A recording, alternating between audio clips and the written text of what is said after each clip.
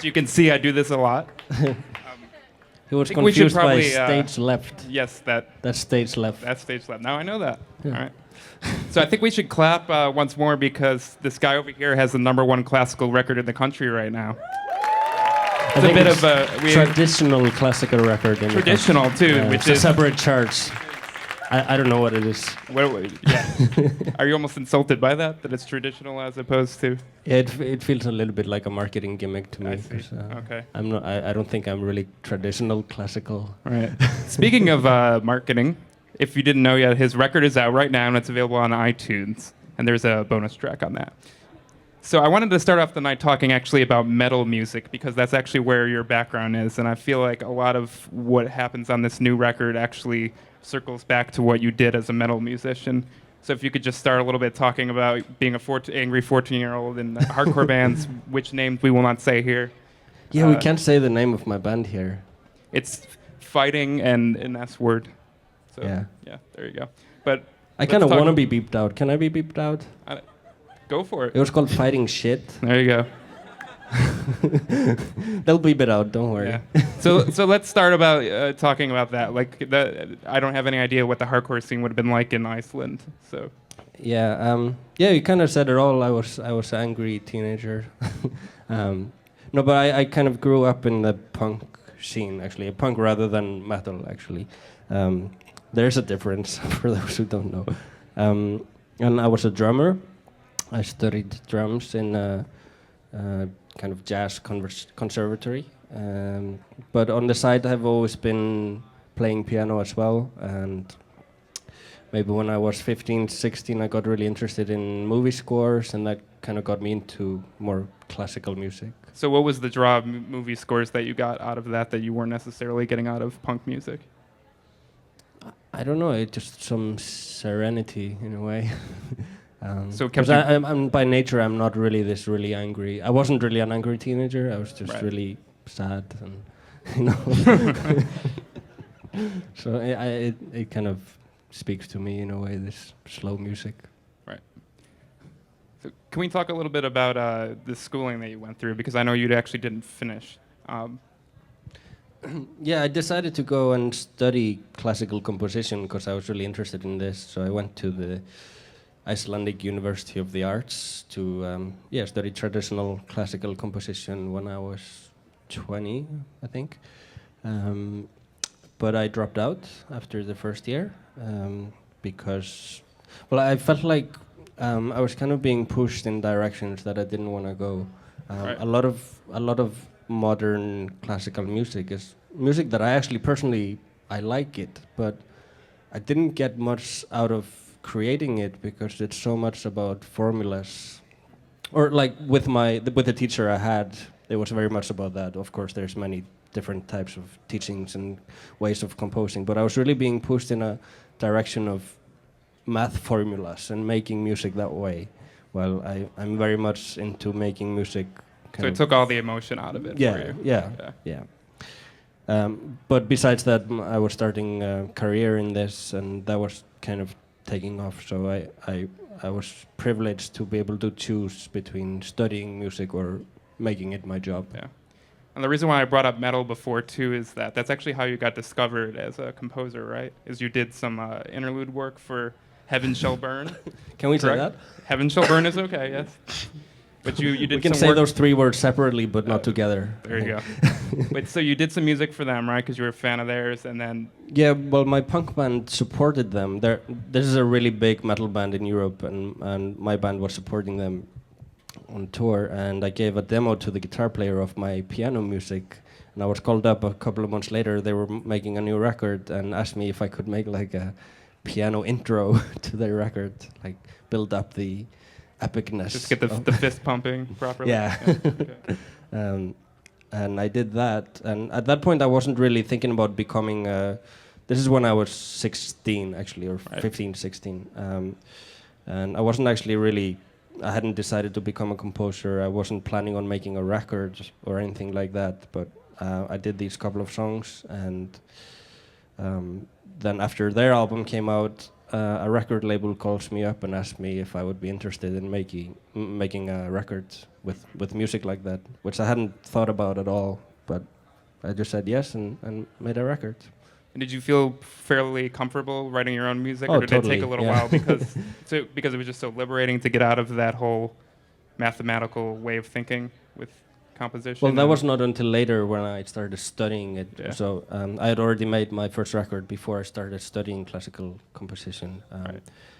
But yeah, it was kind of nerve-wracking to do just get a record contract out of nowhere, and somebody puts this trust in you that they just believe that you can make a record, but you've never done it before. So it took a while, and I think my first record is very flawed in a way, but it has this nice. It's from the heart, So do you feel like it's your most personal record in that way because it was so I think so. unfiltered Yeah, and probably. right? As opposed to, we could shift to the new record, which is first time you've really had a record that had a lot of expectation, a lot of just more of a budget, more time to work on it, more guests working with you, all of that. So leading up to this record, I know you've said in other interviews that you kind of felt that a lot of your other records were sort of going down the same path, and you wanted to break away from that with this record. So what are some things in your past work that you were starting to feel like for you was getting a little bit tiring? Not really any specific things. I just I was having a conversation with my friend of mine, and he was actually really drunk and rude to me and said that I expect more from you, and somehow that just really got to me. And I went home really sad and insecure about myself. And what was and at that moment I just decided, okay, I'm gonna blow my friend. I'm gonna blow him away with this record. I'm gonna do something, because he said, you don't have to just play the piano. You can do so much more than that. And so I decided to mix a lot more with electronics and try explore some things that I haven't done before, or maybe no one has done before. Maybe, I don't know. Yeah. Well, you've had some of that as an element in a lot of your past work, right? But you wanted to really just figure out a way to blend it better, I guess, right? Yeah, it's always been kind of a secondary element, but now it's very much in the forefront of the new album. I know you have a sound project that's kind of like a dark techno kind of thing. Yeah. So I'm guessing that in the last few years you had a couple maybe eye-opening experiences that led to wanting to do more electronic music, or has this just been something that you've always wanted to do? No, I consciously tried to explore different genres of music in order to learn something new that I can incorporate. I worked on a pop album last year, which is probably why I have vocals on this record. Right. And I did this techno project, which led me to explore with synthesizers and drum machines, which I'm using a lot on the record. Is that the hardest thing, to learn how to incorporate that without losing the basic element that it's still a classical record? No, because to me it doesn't have to be a classical record, and I don't know if it really is a classical record. Don't tell the charts. No, don't tell iTunes that. Yeah. So I don't think I would climb very, very high in the pop charts. If it would be classified as a pop record on iTunes, I would probably not be in the top 10. So I think, I'm fine with it being classified as classical. So you worked with Nico Muhly on this record. Can we talk about that a little bit? I don't know if everyone here is aware, but he does have roots in the Icelandic music scene already. He's worked on a lot of the bedroom community records that are, some of which are in the same vein as yours. Were you already friends with him for quite a few years and always wanted to work together, and the opportunity just came up? Yeah, in this case? we met in a bar one day. You spent a lot of time in bars. Yeah. And he came up to me and said that my hair was really bad, which was really rude. That's the first thing this guy ever said to me in my life. Your hair is horrible. I don't but really he said, see you usually have great hair. Why is it bad now? And I was like, who are you? So you literally didn't know who he was at that point? No, I kind of. I mean, you must have. I kind of knew, but it kind of threw me off guard. But yeah, we started talking about music, and later when I was composing this record, I had kind of finished the whole record, and I had recorded most of it with a string quartet, right? Just piano and string quartet and the electronics. And it was almost finished, and some people would just say to me, yeah, your record is finished, but I felt still that it was not different enough from my last record for me to be happy. So what's one example of that, like a song that maybe changed quite a bit in the process of working with Nico and finalizing the record? I guess like Only the Winds is one of the singles. We're just gonna release a music video for that in a couple of weeks. That one really changed a lot when we brought in Nico and the orchestra. That changed the whole song, because he just took what I had already written and arranged for a string quartet and just took those elements and put in all these wind and brass instruments and a huge orchestra, and also added textures and made kind of the character of the record, the sound of it. Which you would describe as what exactly? I don't know. Never ask an artist to define their own music. Right, of course. Did you find it hard at all having him around as a fellow composer, not like at all that he was ever stepping on your toes, or did you have pretty clear directions of what you wanted done to the record, since a lot of it was pretty much ready to go at that point? I had a pretty clear idea, but I didn't, I wasn't watching over his shoulder or anything, but I told him what kind of feeling I wanted to get out of it, and where I wanted more dissonant stuff or more structural stuff, or where I wanted more intimate or melodic stuff. Right. Now, heading into this record, were you sure you wanted to have vocals from the beginning, or is this something that, as the theme of the record came together, you decided that you wanted to work with your friend to pull it all together thematically? Yeah, that just kind of developed. I'd been thinking about it for a while to incorporate some vocals, but me and Arnor have known each other for some time, and he's got a great voice. He also sings in a metal band, actually. See, this whole thing comes back to metal. That's why I brought it up in the beginning. And one day I just invited him to the studio, and I showed him some demos and asked him if he could try singing something on top of it, just see how it sounds like. And I think the first song we tried was a song that I was already writing, and I wasn't intending on having vocals on it, but it just worked. It worked better with vocals, so we started exploring that a bit more. Were you aware that he had such a fragile kind of voice, and he was capable of that sort of thing before? Yeah, working with I kind of him? was. Because a lot of people have even compared him to Anthony, which is probably the last kind of artist you would expect to front a metal band. Not really. I mean, I think Anthony could totally front a metal band. I would go see that. Yeah, I would see that band. All right, I think we want to shift the questions to the crowd now. Hi, I love your music, but I actually have a specific question about incorporating lyrics into your music. As you know, words have definition already implied behind them. Are you afraid this will take away from the objective evocativeness of your music? Yeah, this was actually mine and Arnor's biggest challenge when we were making the record and deciding on what kind of lyrics should be there, because we definitely wanted to keep that element in, that we don't want to tell too much about what we're trying to say with the song, because what I really like about having been instrumental is that anyone in here can interpret the music in their own way, and I'm not one to tell you what you should feel when you listen to the music. So we tried to kind of make the lyrics as vague as possible, but still being able to speak from the heart. Arnor wrote the lyrics. I didn't write the lyrics. But you're right, we were afraid of that. But I think we managed to keep the vagueness of it all.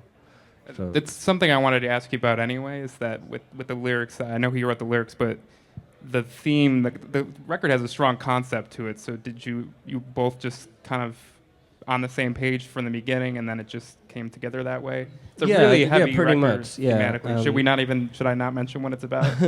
I mean, you can, but not really, because we had our own thing, and we definitely worked on the concept together. That was a full-on collaboration between us.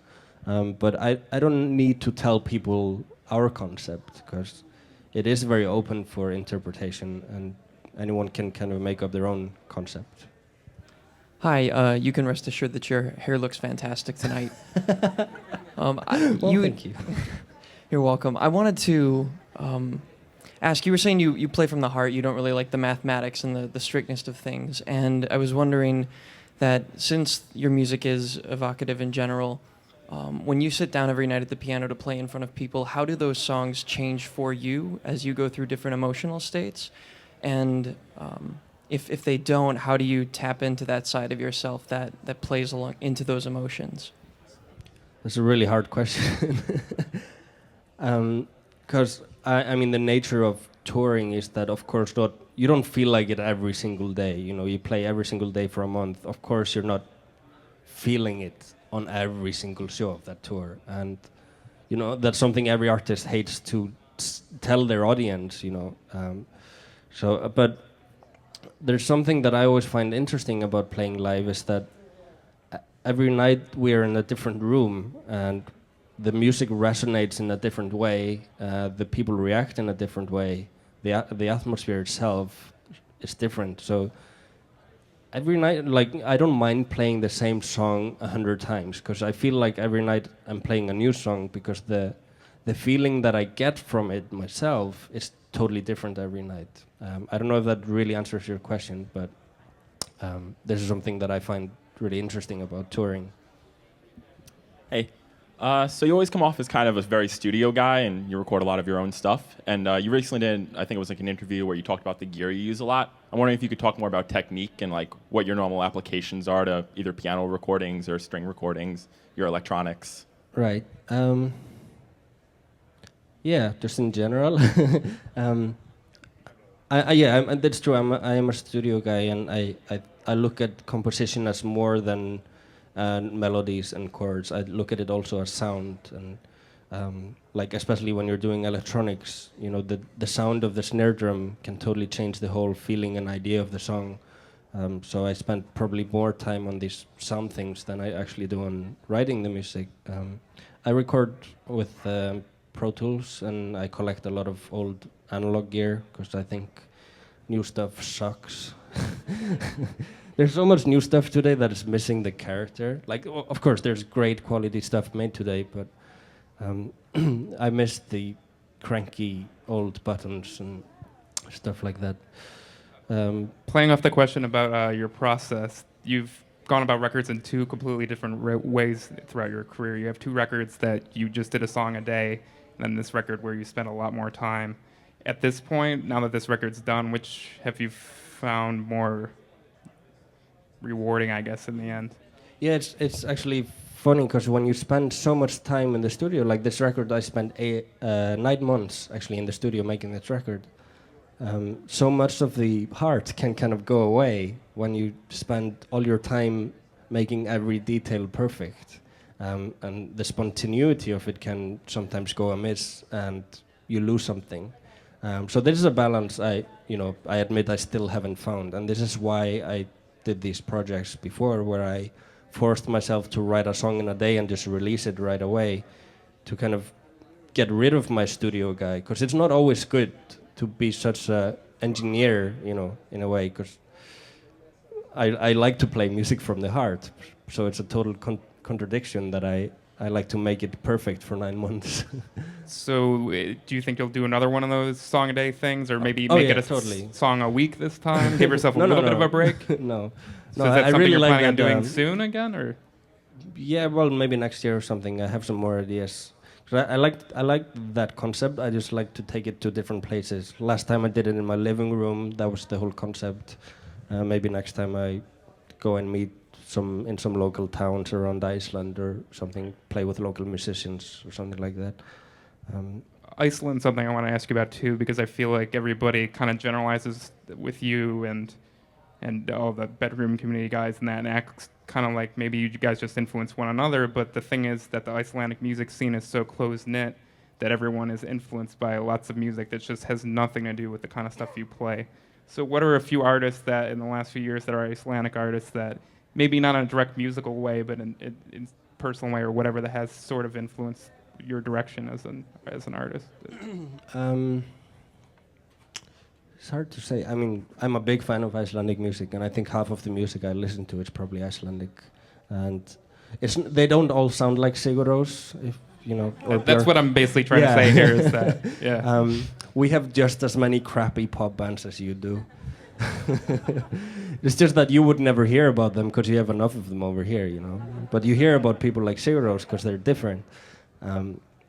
But there's, for example, a great indie pop band called Retrostefson, which I really enjoy for their playfulness and just playing straight from the heart, even though they're doing super tight electro pop in a way.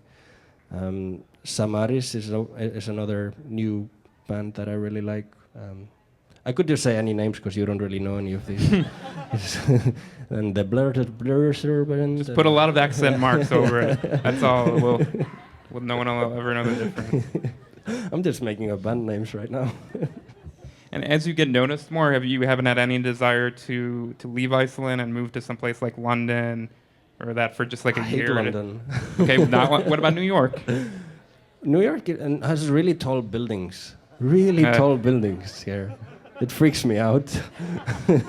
But yeah, it's kind of nice here. It's a nice place. But it's hard for you to get out of that comfort zone, right? Of the fact that once you get out of the city of Reykjavik, there's literally nobody around, and you can really just clear your head in a way that you can't in a metropolitan area like this. Yeah, I kind of like how.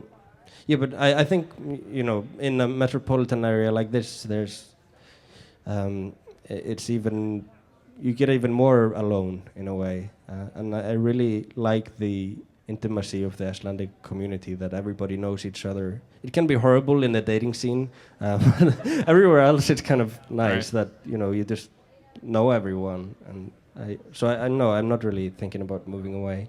I'm away all the time, so it doesn't really make a difference whether I move somewhere or just travel. So do you have any other projects coming up, like movie scores or that you work? Because I know you've gotten more involved with working on scoring stuff. People have been using your music a lot in movies like The Hunger Games.